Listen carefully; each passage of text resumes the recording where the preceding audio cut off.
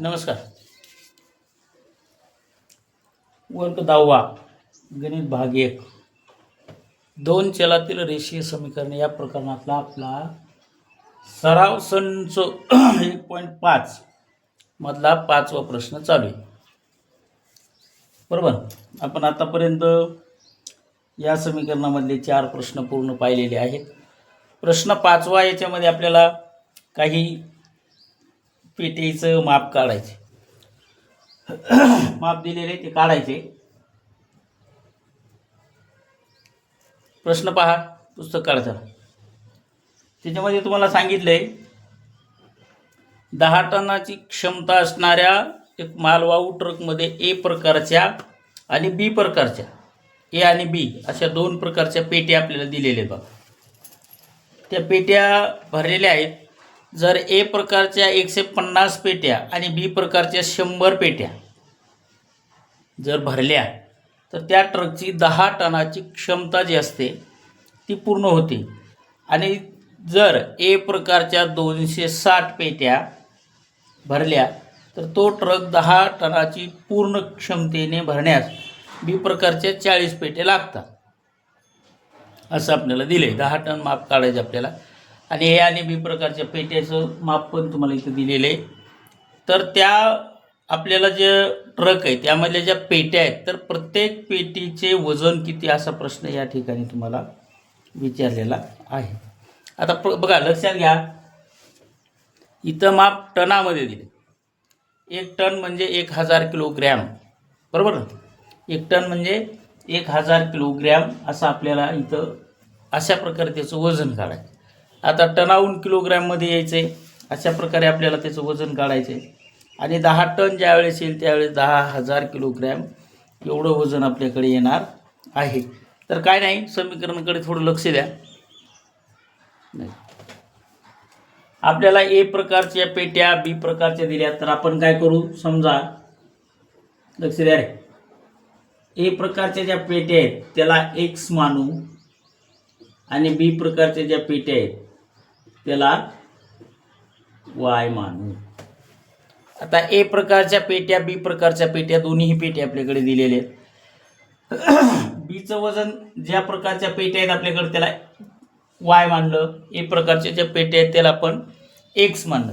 आता लक्ष द्या, इथं आपल्याला 1 टन दिले. 1 टन म्हणजे किती किलोग्रॅम?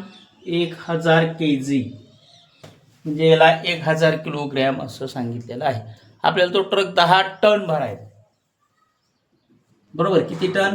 10 टन म्हणजे किती येणार याचं? 10,000 किलोग्रॅम. 10 टन म्हणजे किती? 10,000 किलोग्रॅम. तर ए प्रकारच्या पेट्या प्रश्नामध्ये किती दिल्यात तुम्हाला? 150. बी प्रकारच्या किती दिल्यात? 100. मग आता याच्यात आपल्याला याचं वजन आपण सुरुवातीला तयार करू. तुम्ही काल पाहिले पहिली अट, मग पहिल्या अटीनुसार. बरोबर.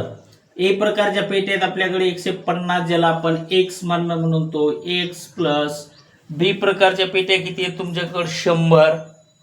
म्हणून मग इथं घ्या 1000 100 पेट्या म्हणून याला वाय मानू. आणि याची पूर्ण क्षमता करण्यासाठी त्याचं वजन म्हणजे 10 टनाचा जो ट्रक आहे हा 10 टन त्याचं 10,000 किलोग्रॅम होतं. म्हणून मग आपण याच्याबरोबर घेतलं 10,000 किलोग्रॅम. असं समीकरण आपल्याकडे तयार झालेलं आहे. तर आपण काय करू, या समीकरणाच्या दोन्ही बाजूनं 50नं भाग देऊ. 50नं भाग दिल्यास काय होईल? आपलं समीकरण छोटं होईल. मग मी इथं लिहितो दोन्ही बाजूस कितीनं? 50ने भागू. 50नं काय करायचं तुम्हाला? त्याला भाग द्यायचा. दोन्ही बाजूला 50 तिरिक 150.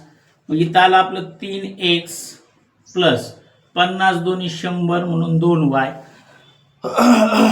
आणि 50च्या पाड्यात याला भाग जातो. किती? 200 उत्तर. मग इथं आलं तुमचं 200. मग याला आपण समी 1 मध्ये कन्वर्ट करू शकतो. तर आता हे झालं समी 1 तुमचं. दुसऱ्या प्रश्न म्हणजे दुसऱ्या अटीनुसार असं सांगितले आपल्याला, दुसरी अटीनुसार दुसऱ्या अटीत दिले 260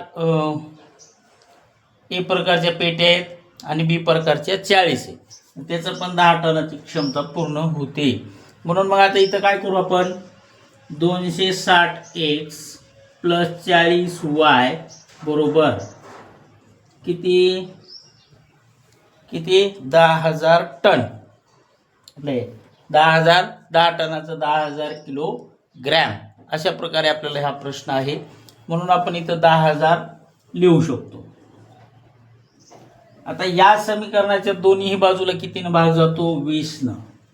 म्हणून आपण लिहू दोन्हीही बाजूस कितीनं भागून, 20ने काय करायचंय, भागायचे. म्हणून 20ने भागून, बरोबर.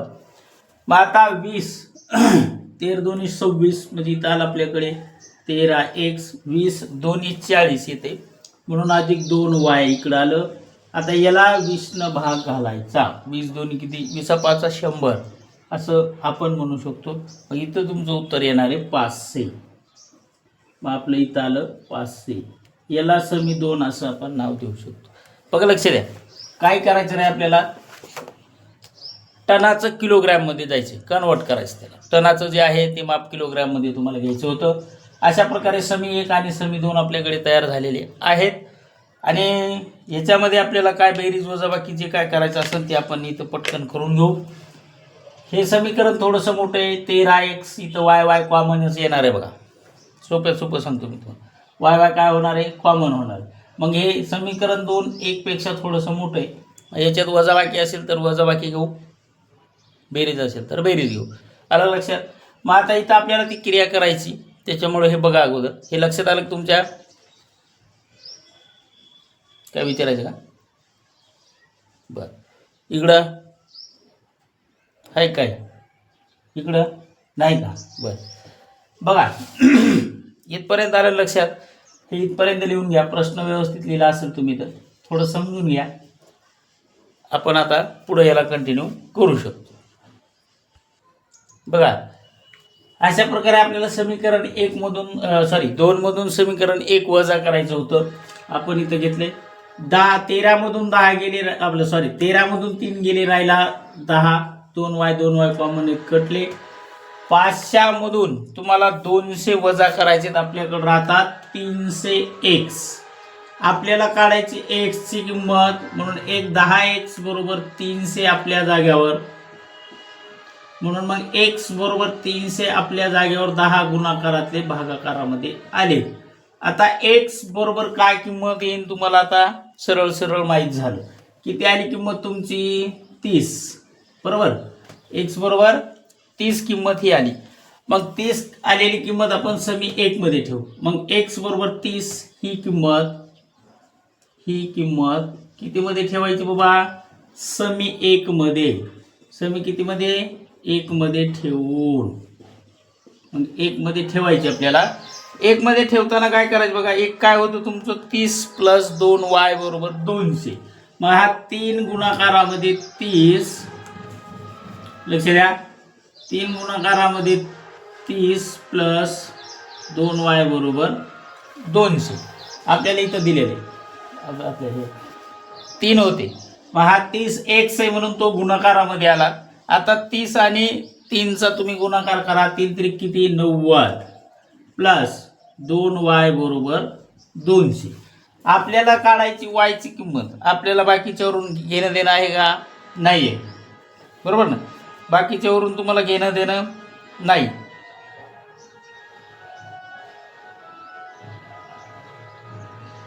मग आता काय करायचं आपल्याला, सरळ 2y मधला 2y जसेला तसा 200 आपल्याकडे आली जसेला तसे.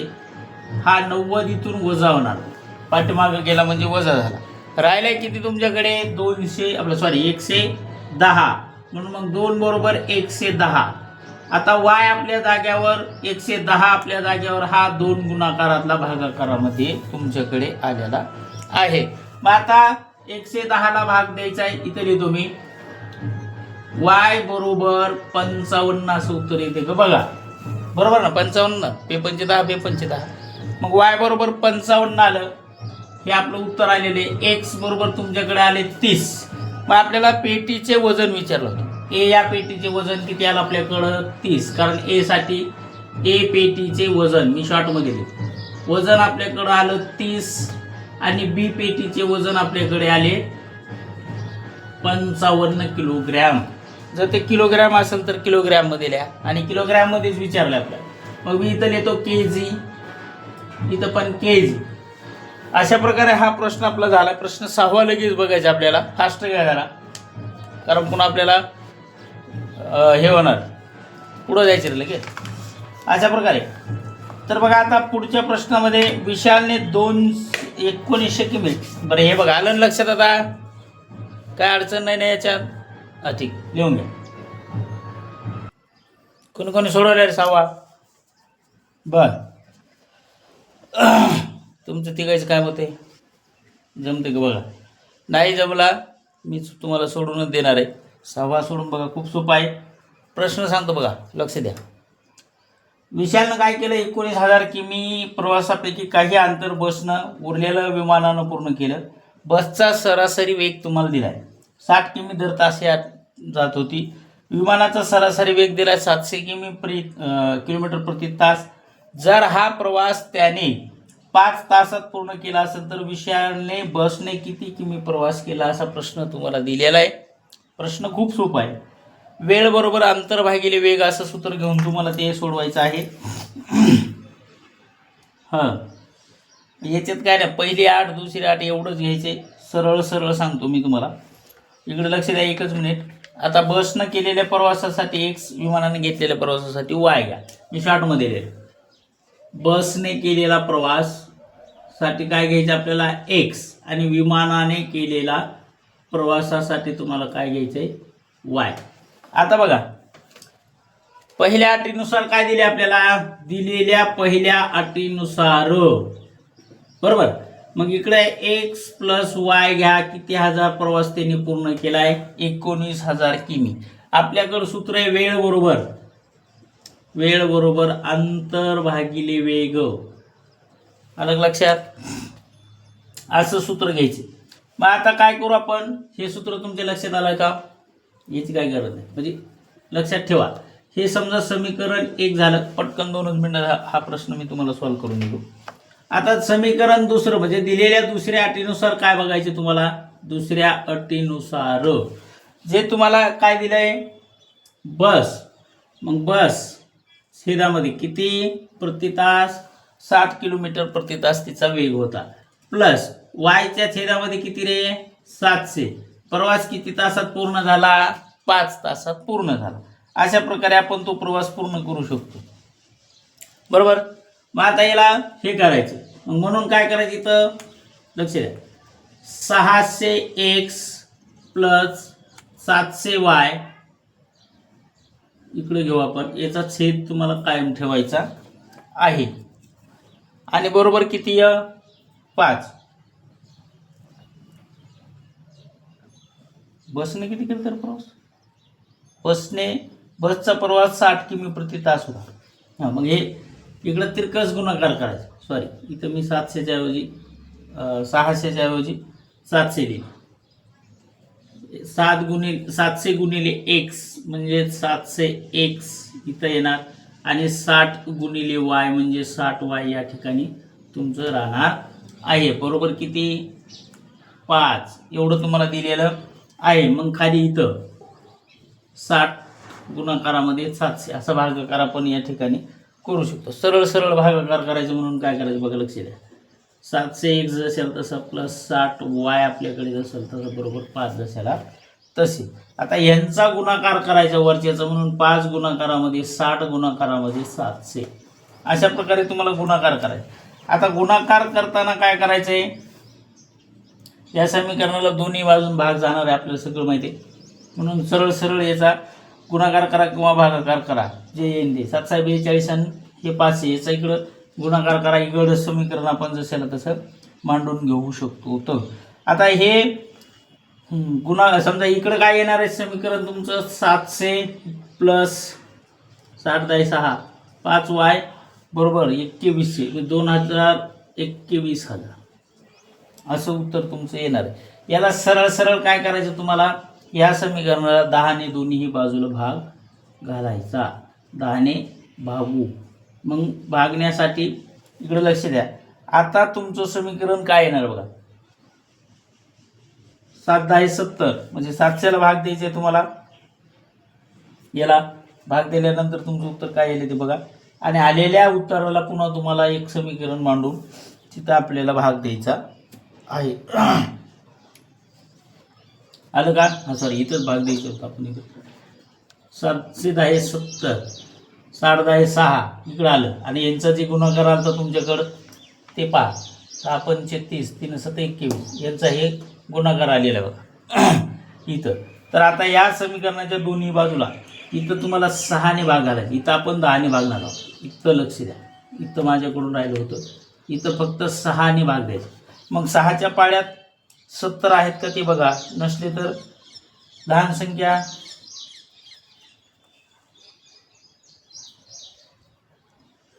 याला 10ने भागलं ना आपण, 700 200 600 एवढं आलं.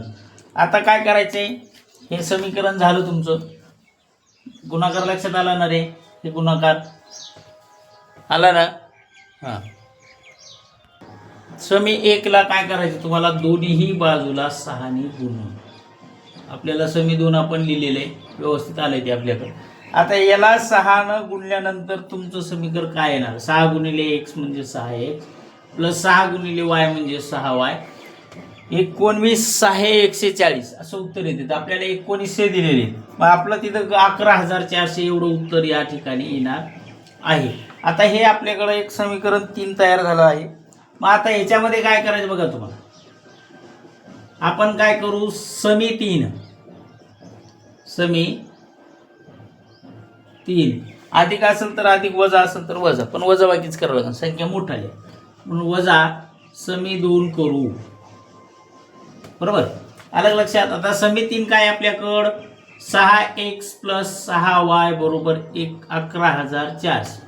आणि समी 2 काय दिलेले तुमच्याकडं, जे आपण लिहिलं मला वर लिहावं लागेल. समी 2 मधून 3 वजा करू. समी 2 मधून 3 वजा करू. एक मिनिट ना, माझं समी 2 लिहायचं राहिलं होतं. 70x प्लस 6y बरोबर त्याचं उत्तर किती आलं आपलं, 21,000. मग इथं 21,000 हे झालं तुमचं. 6x प्लस 6y बरोबर 11,400 एवढं हे उत्तर आहे. मग काय काय करायचंय, काहीच नाही करायचं, सरळ वजा. हे कॉमन येत करणार आहे, तिकडं वजा बाकी. 6y कॅन्सल झाली. 70 मधून तुम्ही 6 जर वजा केली तर आता तुमच्याकडे 64x. मग हे कॉमन कटले, त्याच्यामुळं इथं बरोबरचं चिन्ह. 21,000 मधून तुम्हाला 11,400 वजा करायचे. तुमचं उत्तर राहते 9,096. हे 2 शून्य जशाला तसे. मग आपल्याकडं आलं 64x बरोबर 9,600. x आपल्या जाग्यावर, 9,600 आपल्या जाग्यावर. 64 गुणाकारातले भागाकारामध्ये आलेत. 64ला 64ने 64 1 64 असा भाग घालू शकतात तुम्ही 9,600ला. बरोबर, मग तिथं तुमचं उत्तर किती येईल, 64 1 64 आणि 64 5 एवढा भागाकार करायचा, राहिलेला 0.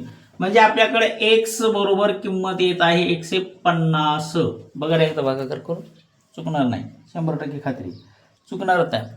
मग विशालने बसने किती प्रवास केलाय तुमच्याकडं, तर विशालने बसने मी शॉर्टमध्ये लिहिलं, तुम्ही पूर्ण लिहून घ्या. 150 किमी एवढा प्रवास केला. एक साठी आपण बसने 150 किलोमीटर एवढा त्याने प्रवास केलेला आहे. असा आपल्याला या ठिकाणचा प्रश्न होता. याच्यात जर थोडीशी मी पण थांबलोच होतो, कारण समीकरण थोडंसं मोठं आहे. असू द्या, लक्ष द्या, याच्यामध्ये काही प्रॉब्लेम नाहीच आहे 100%. तर मी सांगतो तुम्हाला, पण अनावधानानं जर माझ्याकडून एखादी क्लिअर करायची राहिली असेल तर आपण पुन्हा चर्चा करू, अडचण नाही, कारण तुम्हाला इथं सोडून देणार आहे मी. बरोबर. आणि स्पर्धा परीक्षांसाठीचाच पॅटर्न आपल्याकडे सरासरी संख्यांची काढायची आहे, त्याच्यामुळे ते सरासरी हा एक पॅटर्न तुम्ही बघून घ्या. इथं थांबू आपण. धन्यवाद.